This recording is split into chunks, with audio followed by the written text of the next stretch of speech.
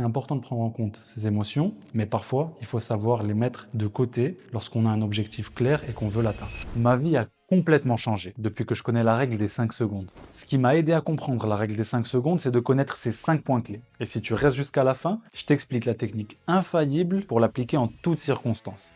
Point numéro 1. Le cerveau cherche toujours le confort. En tant qu'être humain, on est programmé ainsi. Biologiquement parlant, on va toujours vouloir ce qui est agréable et facile. Numéro 2.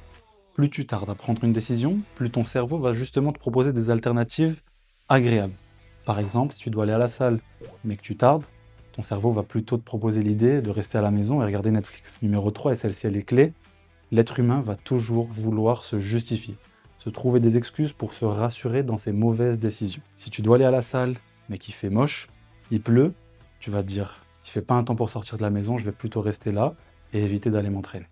Numéro 4, la culture de l'instant. On voit très bien que dans notre société actuelle, on veut tout maintenant, rapidement et facilement. Et ça, c'est pas la solution.